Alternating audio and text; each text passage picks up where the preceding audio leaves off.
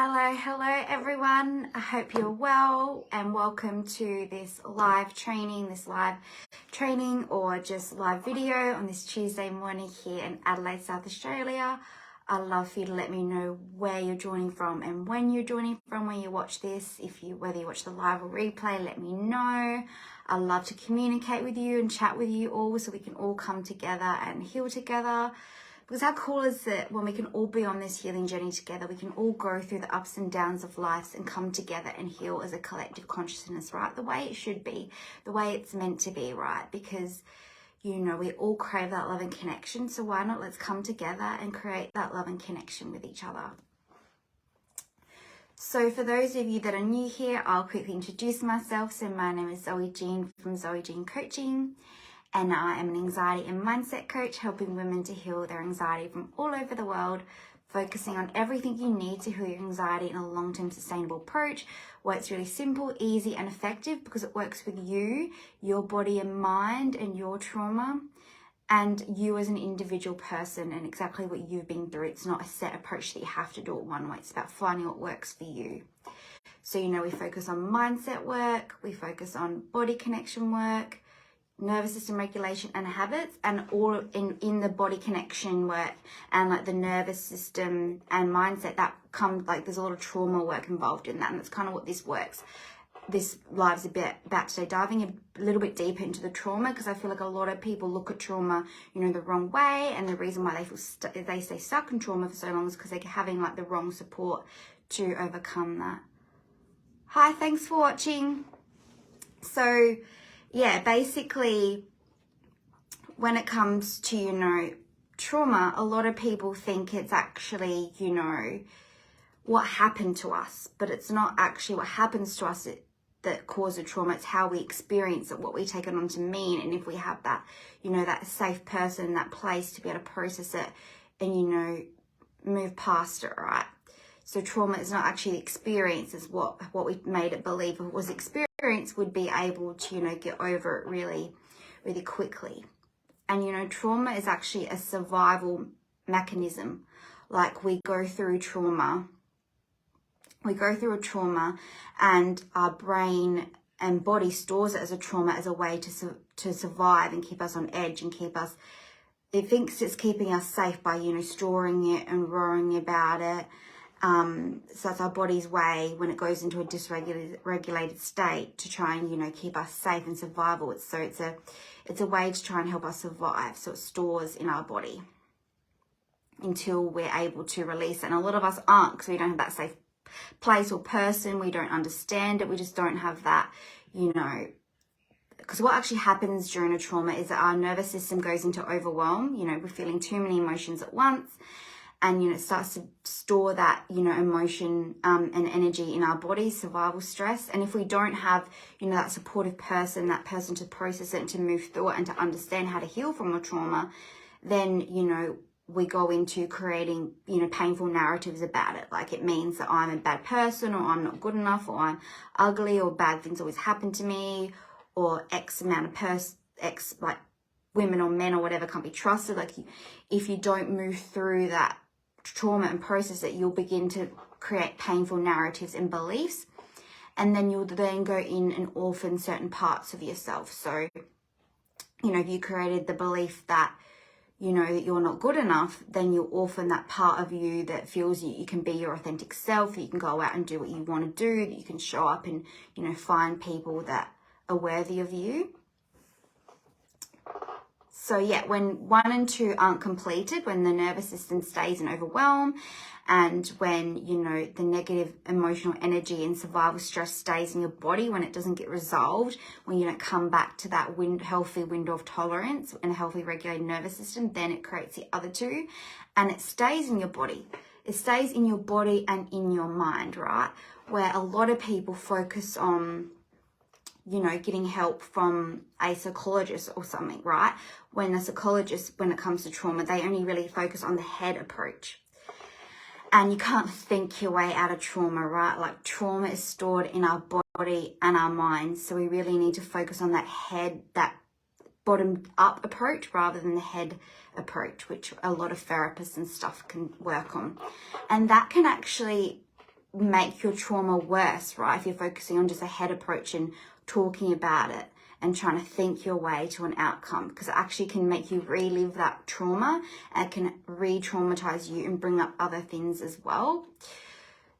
Because even just like a client recently said to me that, you know, they were seeing a therapist, and, you know, they were talking about a lot of painful emotion and panic attacks about certain things that were going on in their life, and all the therapist said was, it will pass. Yes, positive affirmations and good and stuff like that are good, but you can't just say someone that's highly anxious and going through, you know, a lot of emotion and panic attack and stuff, that it will just pass. Like, that trauma, that anxiety, that panic, it's stored in their body and minds. They need more than just to be told that it will pass, right? So I'm just really passionate about this work because there's so much that goes into healing your anxiety, healing your panic, to healing your trauma, to healing your nervous system.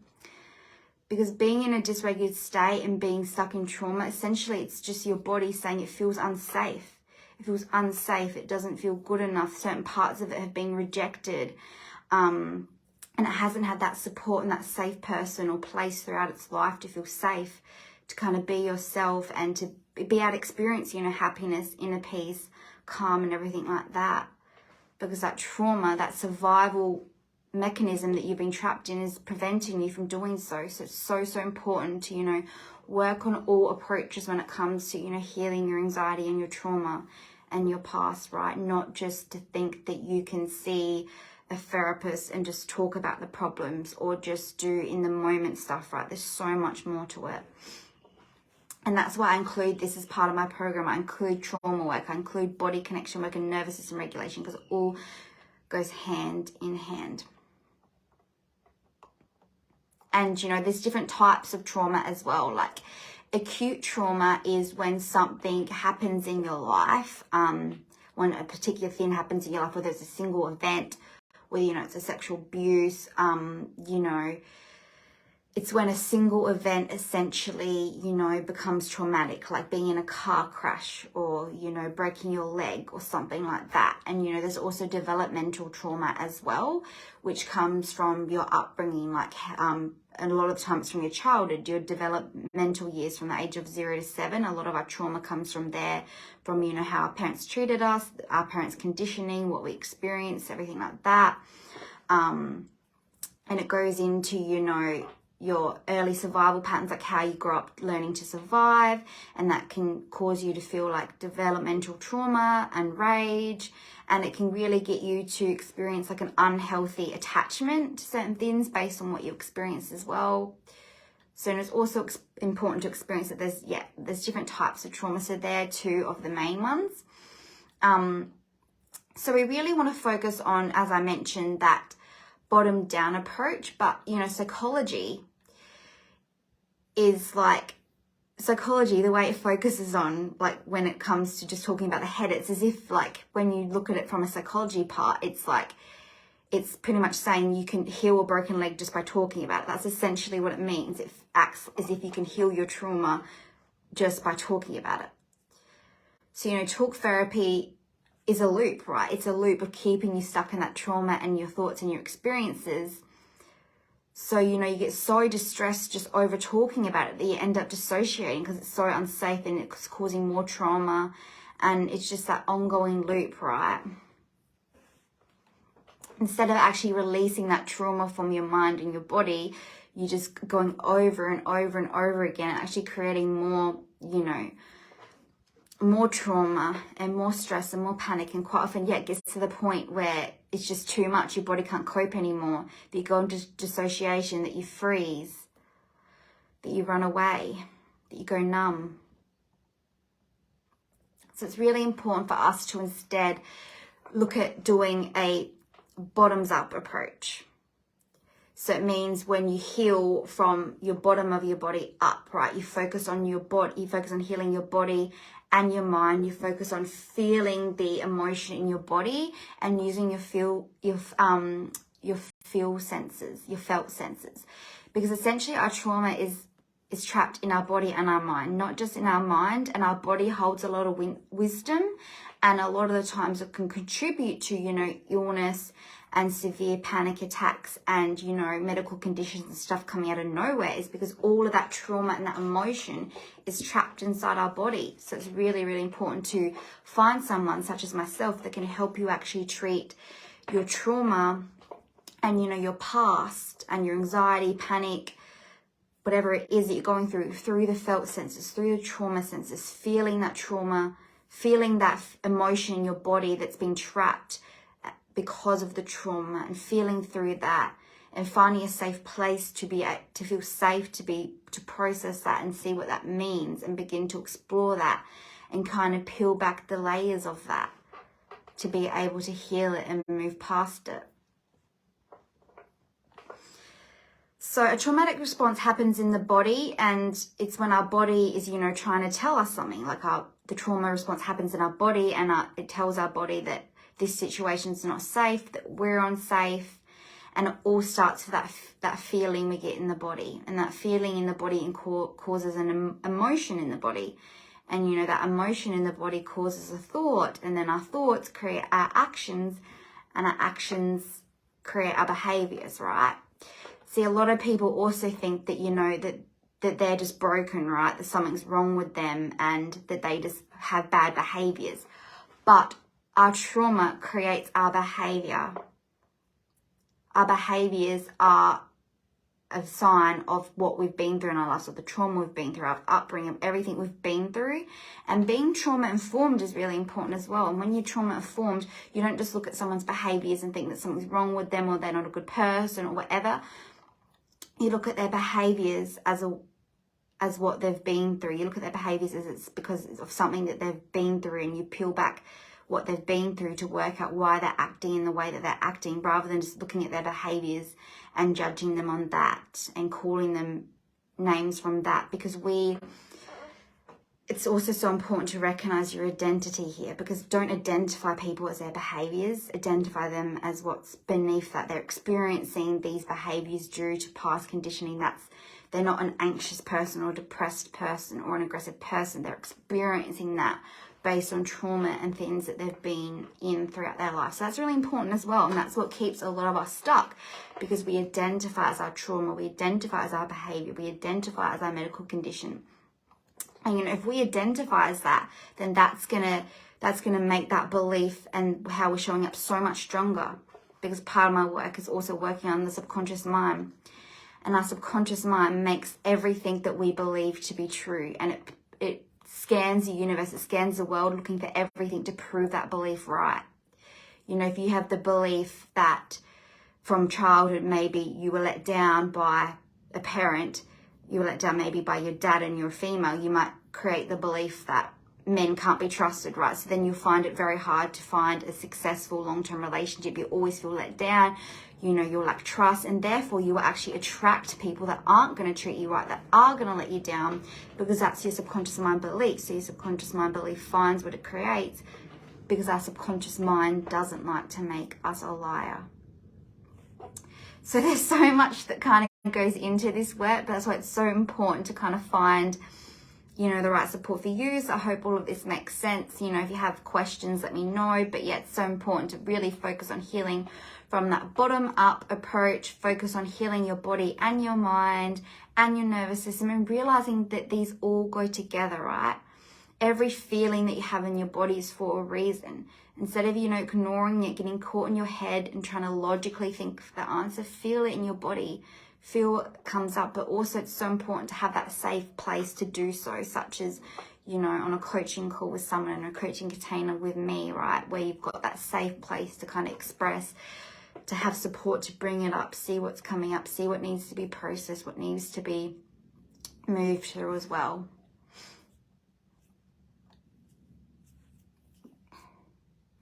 And, you know, when we get stuck in trauma, we begin to be disembodied from ourselves, disembodied from the world, disembodied from who we are. And we come up with all these beliefs about who we are and what the world is and who others are. And we become really disembodied and disconnected.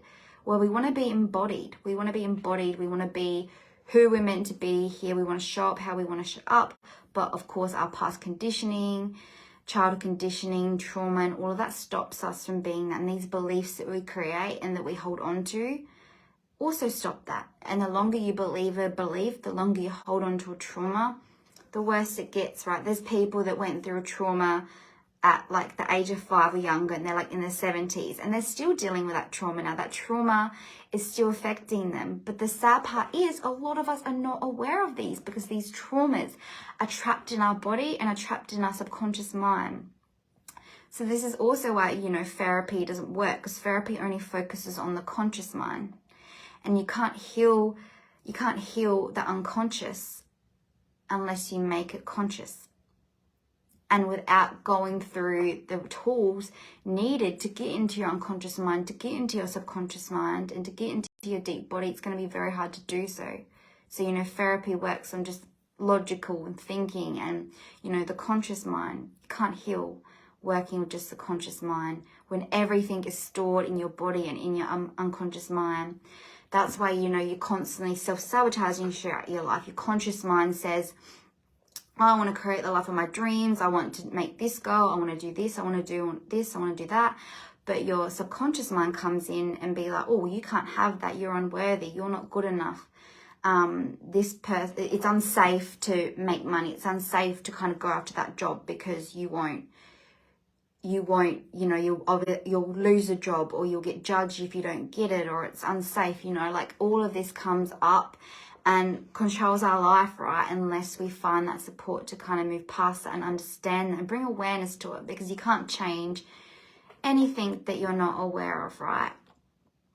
So that's why this work, you know, is so important. And there's so many, you know, practices and stuff that can be used to help, you know, you heal your body and mind, to help you heal your trauma, your past conditioning, to help you regulate your nervous system and create that space of safety. Because unless you can create safety in your nervous system, you're not going to be able to heal the trauma from your body or mind either. You need to feel safe to be able to heal that trauma. Otherwise, it's not going to let you notice that trauma. It's not going to let you bring it up or think about it. It's going to keep you dissociated. So yeah, just to wrap this up, again, this live was just about letting you know that there's so many, like there's a way to heal your trauma. There's a way to heal your anxiety. There's a way to heal your nervous system and create a regulated nervous system. And that's through a bottoms up approach, where you include everything needed to heal your anxiety. You know, when you include the mindset